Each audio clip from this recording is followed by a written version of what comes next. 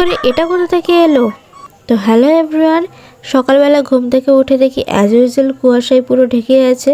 তারপর জিমিদের নিয়ে বাইরে ঘোরাতে গিয়ে দেখি পুকুরে একটা বড় কাতলা মাছ মরে ভেসে আছে।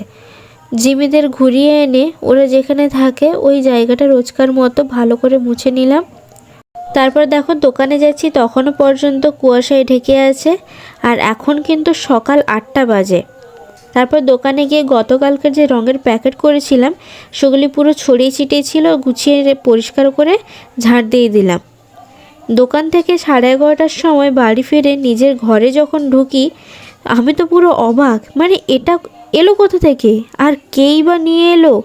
তারপর বাড়িতে জিজ্ঞেস করে জানতে পারি কেউ নাকি একে আমাদের বাড়ির সামনে রেখে চলে গেছে। আর যেহেতু ছোট বাচ্চা তাই আমার ছোট ননদ ওকে বাড়িতে নিয়ে আসে। আর এদিকে দেখো আমি ওকে জিমিদের কাছে ছেড়ে দিয়েছি।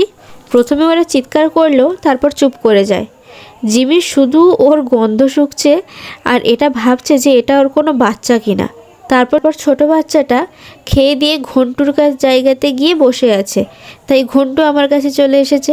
দুপুরে খাওয়া দাওয়া শেষ করে আমি জিমিকে নিয়ে ঘোরাতে, মানে ওদেরকে পটি করাতে নিয়ে বাইরে বেরিয়েছি। আর ওকে দেখো ও এখানে পাশের বাড়ি জেঠিমাদের যে চীনা হাঁস থাকে ওই চীনা হাঁস দেখতে এসেছে। একদিকে কাছে যেতে ভয় পাচ্ছে, আবার অন্যদিকে কাছ থেকে দেখতেও ছাড়ছে না।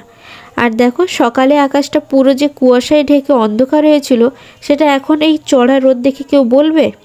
বাড়ির ভেতরে গিয়ে দেখি বাচ্চাটা ঘন্টুর কাছে ঘুমোতেই পারছে না।